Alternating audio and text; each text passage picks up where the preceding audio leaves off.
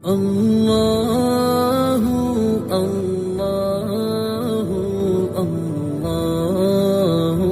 اللہ اللہ اللہ اللہ۔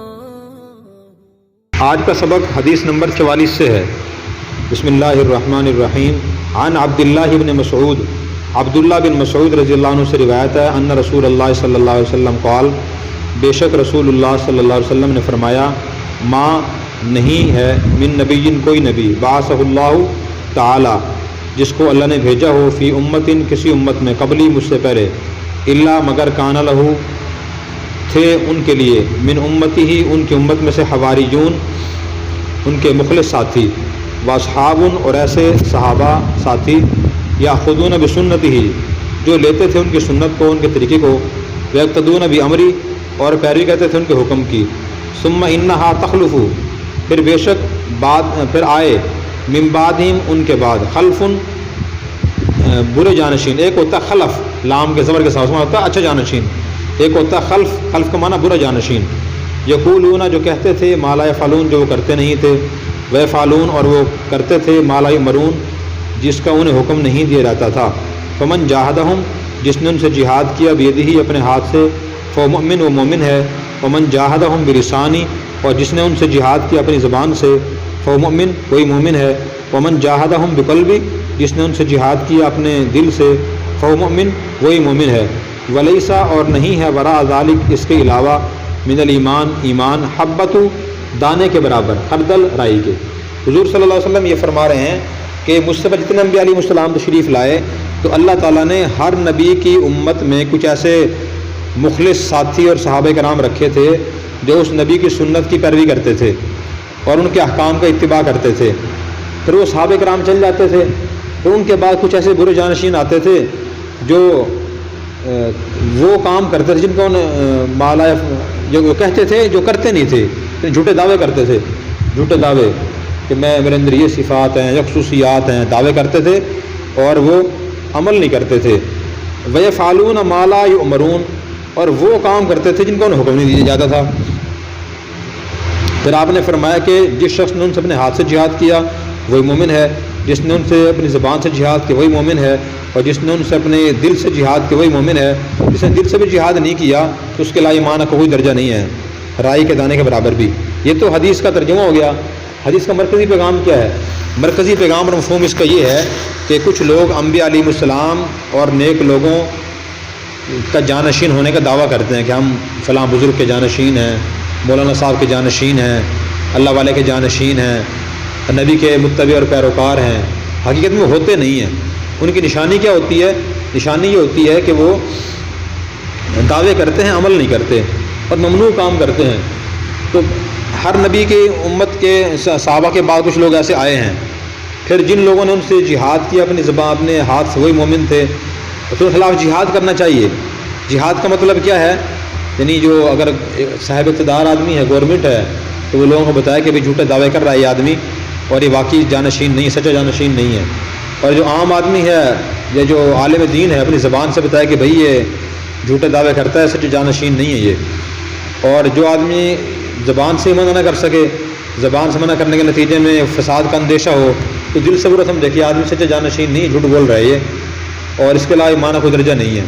تو اس حدیث سے ہمارے لیے پیغام ہے کہ آدمی اپنی علمی استطاعت اور صلاحیت کے مطابق جو آدمی جھوٹا ہو، جھوٹے دعوے کر رہا ہو، یا جھوٹا جانشین بننے کا کوشش کر رہا ہو، لوگوں کو اس کے بارے میں بتائیں، البتہ بتائیں ادب اور تہذیب کے دائرے میں رہتے ہوئے، اخلاق کے دائرے میں رہتے ہوئے۔ یہ نہیں اس سے گالیاں دیں خدا نخواستہ، اس کی توہین کریں، بس لوگوں کو بتا رہے کہ یہ کہتے ہیں مولانا صاحب ہیں، یہ بھی عالم دین نہیں ہے۔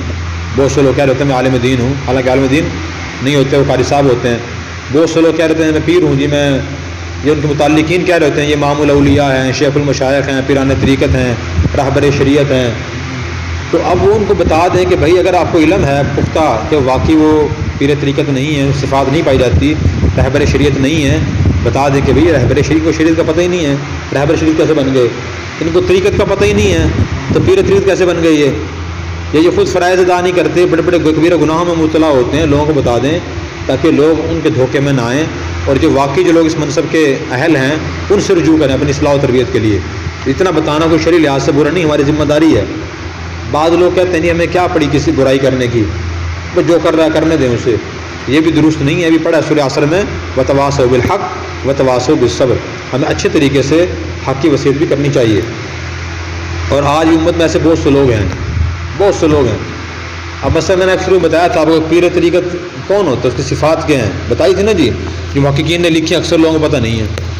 اکثر لوگوں کے ہاں یہ کچھ واقعات مشہور ہیں، بہت سے پیر ایسے ہیں جو لوگوں کو نہ قرآن سمجھاتے ہیں، نہ حدیث سمجھاتے ہیں، نہ مسائل بتاتے ہیں، بس اپنے سلسلے کچھ انہوں نے واقعات مشہور کر رکھے ہیں۔ فلاں بزرگ انہوں نے یوں کیا تو یوں ہو گیا، فلاں نے یوں کہا تو یوں ہو گیا، فلاں نے یوں کیا تو یوں ہو گیا۔ اس سلسلے کی جو ہے نا، سلسلے کی ترغیب دیتے ہیں، وہ سلسلے کی، دین کی ترغیب نہیں دیتے۔ جیسے ایک مذہب اور مسلک ہوتا ہے نا، مذہب تو جو اللہ رسول کی تعلیمات ہیں، اور مسلک کیا ہے، وہ ہمارے کسی امام یا کسی عالم دین کی ایک رائے ہے۔ اس بارے میں قرآن و سنت تو خاموش ہیں، وضاحت نہیں ہے، لیکن ہماری رائے یہ ہے کہ یہ کام جائز ہی ہوگا فلاں کی روشنی میں، حدیث کی روشنی میں، اجتہاد کی آدمی نے، تو وہ بھی چیز اچھی ہوتی ہے لیکن پہلے سے کمزور درجے کی ہوتی ہے۔ تو اسی طرح بہت سے سلسلے کی دعوت دیتے ہیں، دین کی اور شرک دعوت نہیں دیتے۔ تو ایسے لوگوں کے بارے میں بتانا چاہیے کہ بھائی یہ آدمی پیر طریقت نہیں ہے یا کوئی سچا عالم دین نہیں ہے۔ لیکن ہم یہ کس کے بارے میں، کہیں میں نے عرض کیا کہ آدمی فرائض واجبات کو چھوڑ رہا ہو، جو اس منصب کی اس میں صلاحیت نہ ہو، نمبر 2 یا وہ کسی حرام کاموں میں مبتلا ہو۔ پھر کہیں یہ نہیں کہ جس ذرا سے اختلاف ہو گیا ہم کہیں جی پیری نہیں ہے، یہ عالم دین نہیں ہے۔ ایک آدمی پگڑی نہیں باندھتا، یہ کیسا عالم پگڑی نہیں باندھتا، دیکھو جی اچھا جی فلاں نے کف والے کپڑے پہن لیے، یہ تو اللہ والوں کا تو لباس ہوتا ہی نہیں جی، وہ تو کھلے کپڑے پہنتے ہیں، کف اس نے کالر لگوا لی ہے، یہ بھی اللہ والا نہیں ہے جی۔ تو یہ معمولی چیزیں ہیں جن میں دونوں طرح کی گنجائش ہوتی ہے، تو اس سے آدمی للہ سے نہیں نکلتا۔ تو یہ حدیث کا پیغام ہے جی۔ اگر یہ حدیث اس سے بھی زیادہ اہم ہے، حضرت ابو سعید خدری سے روایت ہے عن رسول اللہ صلی اللہ علیہ وسلم، وہ حضور صلی اللہ علیہ وسلم سے روایت کرتے ہیں، فرمایا کہ من جو شخص رآ دیکھے، منکم تم میں سے، منکرن گناہ خلاف شرع چیز، فلیغیرہ تو اس کو تبدیل کر دے ہی اپنے ہاتھ سے، فإن لم یستطع اگر وہ طاقت نہ رکھتا ہو ہاتھ سے رکنے کی، کبھی لسانی تو اپنی زبان سے تبدیل کرے، فإن لم یستطع اگر نہ طاقت رکھتا ہو اس کی، کبھی قلبی تو اپنے دل سے اس کو برا سمجھے، وذالک اضعف الایمان یہ ایمان کا سب سے کمزور درجہ ہے۔ یہ صحیح مسلم کی روایت ہے، بہت اہم حدیث ہے۔ نبی کریم صلی اللہ علیہ وسلم یہ فرما رہے ہیں کہ جو آدمی گناہ ہوتا ہوا دیکھے تو سب سے پہلے کوشش یہ کرے اپنے ہاتھ سے گناہ کو روک دے، ختم کر دے۔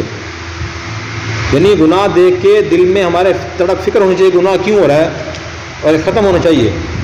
اگر ہاتھ سے روکنے کی طاقت نہ ہو تو دوسرا قدم یہ ہے کہ آدمی اگر نیچے آ جائے اپنی زبان سے منع کرے۔ اگر اس کی بھی طاقت نہیں ہے، کہنے سننے سے فساد کا اندیشہ ہے، تو پھر آدمی کم سے کم اس گناہ کو دل سے برا سمجھے کہ جو کچھ ہو رہا ہے غلط ہو رہا ہے، جب مجھے اللہ تعالیٰ موقع دیں گے میں اس کو روکنے کی کوشش کروں گا۔ یہ حدیث تو حدیث کا مرکزی پیغام ہوگی، گناہ روکنے کی ہمیں کوشش کرنی چاہیے۔ اس سے بڑی اہم بات پھر یہ ہے کہ جو حضور صلی اللہ علیہ وسلم نے 3 درجے بیان فرمائے ہیں، یہ بڑی حکمت کی بات ہے۔ تو حکمت کی بات یہ ہے کہ آدمی نیکی کی تلقین اور گناہ سے منع کرنا کہ جو کام ہے نا امر بالمعروف نہی عن المنکر، وہ اپنی استطاعت کے مطابق انجام دے۔ بہت سے لوگ جذبات میں آ کے اپنی استطاعت بھول جاتے ہیں۔ اب تشریح میں یہاں بھی لکھا ہوا ہے، 3 نمبر لکھے ہوئے ہیں، آپ دیکھیں۔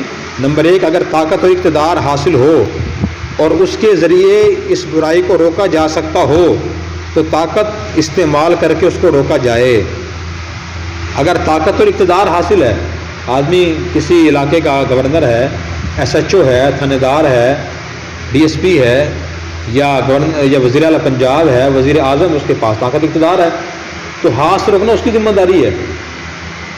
ہماری اور آپ کی ذمہ داری نہیں کہ ہم معاشرے میں دیکھیں خدا نخواستہ ہمیں شراب پی رہے ہیں، ہم جائیں اس کو ماریں، شراب کی بوتل لے کے توڑ دیں اسے، یا ہم جا کے کچھ شہر میں چل رہا ہے جا کے وہاں ڈنڈوں سے اسکرین توڑ دیں، لوگوں کو مار کے بھگا دیں کہ چلو جی آپ کیوں کر رہے ہو، یہ ہماری ذمہ داری نہیں ہے۔ اور یہ کس کی ذمہ داری ہاتھ روکنے کی؟ اہل اقتدار کی، حکومت کی۔ ان کو اطلاع کر سکتے ہیں ہم کہ فلاں جگہ برائی ہو رہی ہے، آپ اسے ختم کرنے کی کوشش کریں۔ اور مشاہدہ بھی ہے، اگر پولیس کہیں آئے جرم ہو رہا ہو تو لوگ بھاگ جاتے ہیں وہاں سے۔ کیا میں اور آپ یہاں لوگ بھاگ جائیں گے؟ لوگ تو نہیں بھاگیں، ہمیں بھگا دیں گے۔ تو یہ آپ کیسے آئے؟ اچھا البتہ گھر میں بندے کو اختیار حاصل ہوتا ہے، 20 بچوں پہ، چھوٹے بہن بھائیوں پہ، ایک آدمی ادارے کا سربراہ ہے تو وہ وہاں طاقت سے بھی گناہ کو روک سکتا ہے، روکنا چاہیے اسے۔ اگر طاقت اقتدار حاصل نہیں ہے پھر دوسرا درجہ ایک آدمی زبانی نصیحت کے ذریعے افہام و تفہیم کے ذریعے اصلاح کی کوشش کرے، اس کے لیے بھی علم کی ضرورت ہے۔ مثلاً آپ دیکھتے ہیں فلاں آدمی جھوٹ بولتا ہے، تو آپ کے پاس شریعت کا علم ہو کہ بھائی جھوٹ کی کتنی صورتیں ہیں، جھوٹ کہتے ہیں کس کو ہیں۔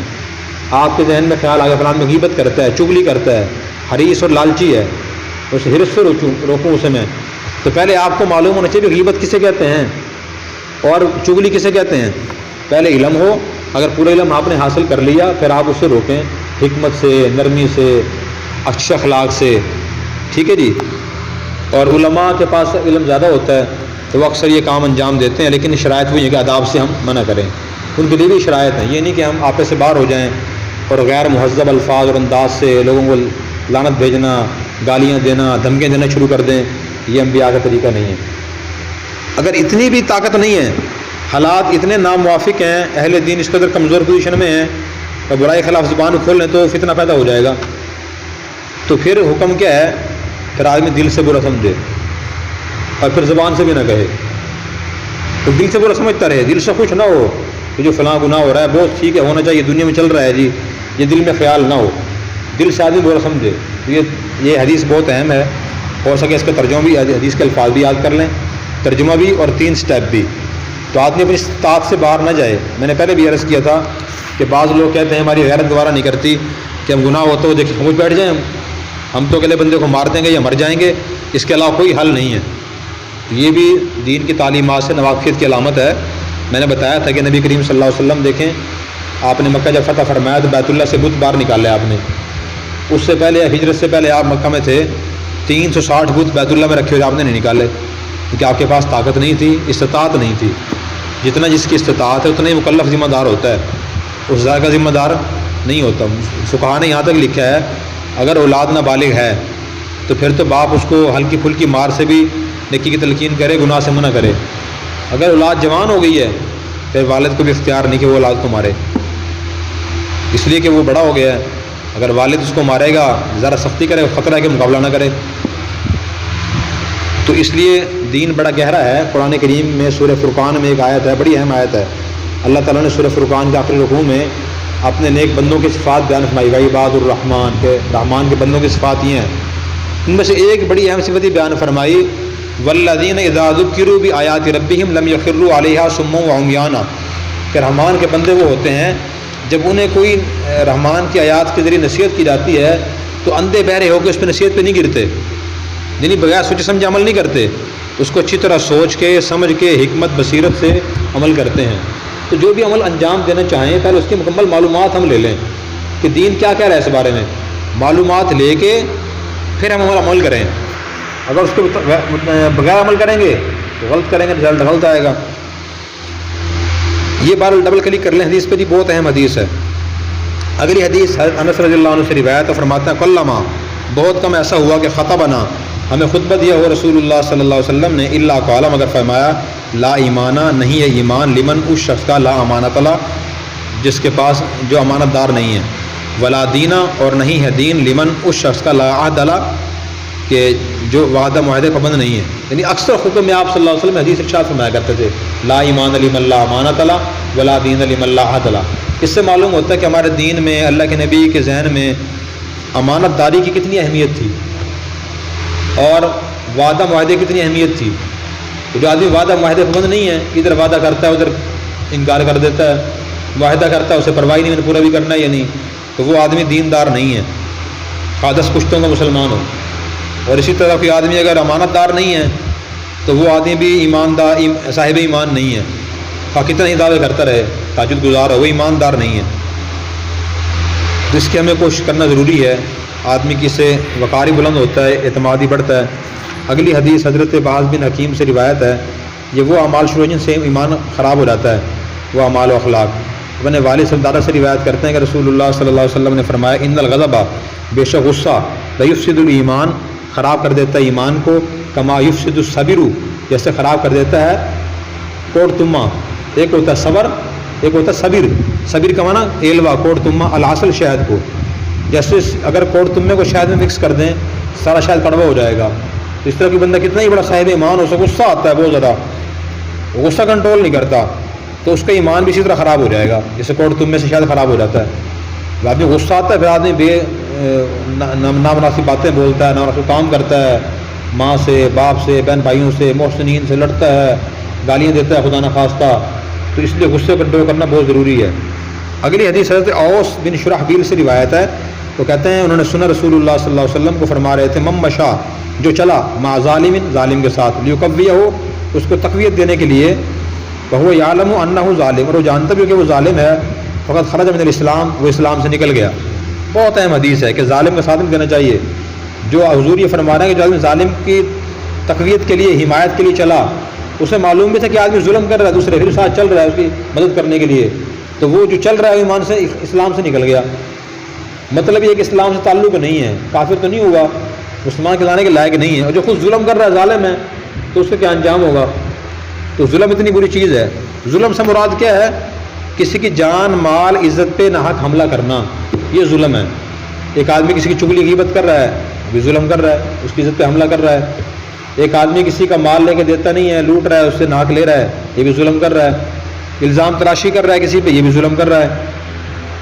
اگلی حدیث ابن مسعود رضی اللہ عنہ سے روایت ہے کہ رسول اللہ صلی اللہ علیہ وسلم نے فرمایا, لیس المؤمن, نہیں ہوتا مومن, بالطعان, تانا دینے والا, ولا باللعان, نہیں بوزہ لعنت کرنے والا, ولا الفاحش, نہ فحش باتیں کرنے والا, ولا البذی, نہ بےہودہ باتیں کرنے والا.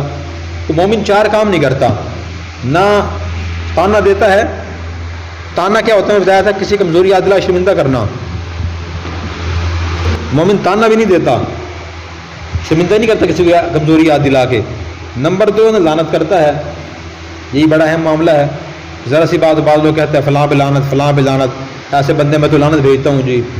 تو لعنت بھیجنا مسلمانہ کام نہیں. تسبیح کرنی ہے آدمی تعالی نے, توبہ کی, استغفار کی, استروشی تسبیح کر لے, لعنت نہ بھیجے. اور تیسرا کام, مومن فحش باتیں نہیں کرتا. یہ کمزوری نوجوانوں زیادہ ہوتی ہے کہ وہ گندے گندے مذاق کرتے ہیں, گندے گندے الفاظ کہتے ہیں, میں تو مذاق کر رہا ہوں جی, اور اس سمجھتے شاید فلاں آدمی بڑا وسیع ظرف ہے, دیکھو جی میرا کھلا ڈلا مذاق ہے, اس سے ہم کوئی بھی بات اور کام کر سکتے ہیں, کوئی رکاوٹ نہیں ہے. یہ بھی دینی تعلیمات کے خلاف ہے. اس طرح مومن بےہودہ باتیں نہیں کرتا. یہ 4 عادتیں مومن میں نہیں ہوتی. اگلی حدیث جی صفوان بن سلیم سے روایت ہے. ایک وہ تسلیم, یہ سلیم ہے. انہو قیلا, کہا گیا رسول اللہ صلی اللہ علیہ وسلم سے, ایکون, کیا ہو سکتا ہے مومن جبانن, بزدل؟ قال نعم, فرمایا کہ جی ہاں. فقیلا, آپ سے کہا گیا, ایکون المؤمن بخیلا, کیا مومن بخیل ہو سکتا ہے؟ قال نعم, فرمایا جی ہاں. فقیل, آپ سے کہا گیا, ایکون المؤمن کذابا, کیا مومن جھوٹا ہو سکتا ہے؟ فرمایا لا. تو ایک صحابی نے پوچھا کہ یا رسول اللہ, کیا مومن بزدل ہو سکتا ہے؟ فرمایا ہاں بھائی, اس میں کمزوری ہو سکتی ہے, کہ بہادر نہ ہو, بزدل ہو. پوچھا کہ یا رسول اللہ, کیا مومن بخیل ہو سکتا ہے؟ میں یہ بھی ہو سکتا ہے, اس میں کمزوری ہو, مال کی محبت ہو, خرچ نہیں کرتا, ضرورت کے موقع پہ بخیل ہے, یہ بھی ہو سکتا ہے. ایمان اور بخل جمع ہو سکتے ہیں, ایمان اور بزدلی جمع ہو سکتی ہے. پوچھا کہ یا رسول اللہ, مومن جھوٹا ہو سکتا ہے؟ میں کہ نہیں, جھوٹ اور ایمان جمع نہیں ہو سکتے. اس سبق ایسے ہمارے لیے کہ ہم کوشش کریں جھوٹ نہ بولیں. اگلی حدیث حضرت ابو ہریرہ سے روایت ہے. وہ فرماتے ہیں کہ رسول اللہ صلی اللہ علیہ وسلم نے فرمایا, لا یزنی الزانی, نہیں زنا کرتا زانی, حین یزنی, جب وہ زنا کرتا ہے, وہ مؤمن, اور مومن ہو. ولا یسرق السارق, نہیں چوری کرتا چور, حین یسرق, جب وہ چوری کرتا ہے, وہ مؤمن اور مومن ہو. ولا یشرب الخمر, اور نہیں پیتا شراب, حین یشربها, جب اس کو پیتا ہے اور مومن ہو. ولا ینتہب, نہیں وہ لوٹتا, نہبتاً, لوٹ کا مال, یرفع الناس الیہ, لوگ اٹھا رہے ہیں اس کی طرف, فی ہے اس بارے ابصارہم, اپنی نظریں, حین ینتہبها, جب وہ لوٹ رہا ہو اسے, وہ مومن ہو. ولا یغل, اور نہیں خیانت کرتا, احدکم, تم میں سے کوئی, حین یغل, جب وہ خیانت کر رہا ہو اور مومن ہو. فایاکم ایاکم, خود کو بچاؤ, خود کو بچاؤ. تو حضور یہ فرما رہے ہیں کہ جو آدمی زنا کرتا ہے نا, جس وقت زنا کر رہا ہوتا ہے مومن نہیں ہوتا. چور جب چوری کر رہا ہوتا ہے اس وقت مومن نہیں ہوتا. اور جب شرابی شراب پی رہا ہوتا ہے اس وقت مومن وہ نہیں ہوتا. جب میں ڈاکہ ڈالتا ہے, لوگ دیکھتے ہیں اسے, اس وقت مومن وہ نہیں ہوتا. جب کوئی آدمی خیانت کرتا ہے اور اس وقت مومن نہیں ہوتا. خود کو بچاؤ, خود کو بچاؤ ان چیزوں سے, خیانت سے, اور شراب سے، بدکاری سے اور لوٹ مار سے۔ اب حدیث کے جو ظاہری الفاظ ہیں تو ان سے تو بظاہر یہ سمجھ آتا ہے کہ یہ اصحابی مومن نہیں ہوتا، پھر کیا ہوتا ہے؟ غیر مومن ہوتا ہے، کافر ہوتا ہے۔ لیکن دوسری ساری حدیث کو پیش نظر رکھ کے پھر تشریح کی جاتی ہے۔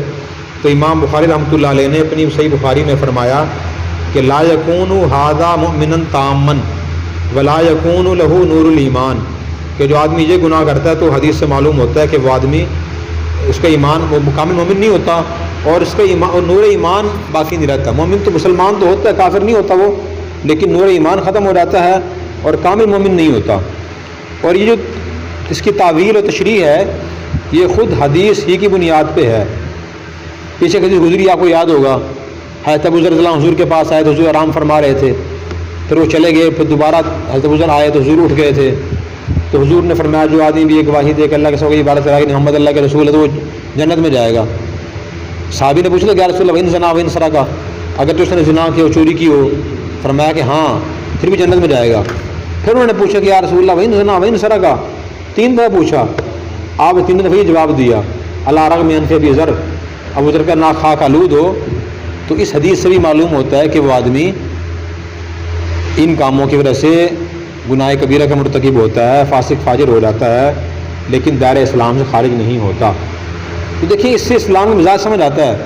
اسلام کا مزاج یہ نہیں کہ ہم لوگوں میں عیب تلاش کریں، یہ کس برائی میں مبتلا ہے، وہ کس برائی میں مبتلا ہے، پھر ہم کہیں بھی اسلام سے نکل گیا، وہ بھی اسلام سے نکل گیا۔ اسلام کا مزاج یہ نہیں ہے۔ اسلام کا مزاج یہ ہے کہ ہم اپنی لوگوں کی اصلاح کی کوشش تو کریں، لیکن معمولی گناہوں کو ایسے لوگوں کو دائرہ اسلام سے خارج قرار نہ دیں۔ یہ اسلام کا مزاج ہے۔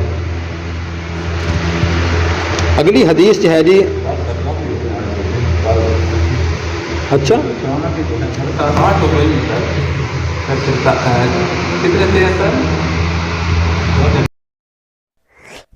اور اگر آپ نے ابھی تک ہمارا چینل سبسکرائب نہیں کیا تو فوراً سبسکرائب کیجئے، ساتھ ہی بیل آئیکن پر کلک کریں تاکہ مزید آنے والی ویڈیو ہے وہ آپ کو وقت پر ملتی رہیں۔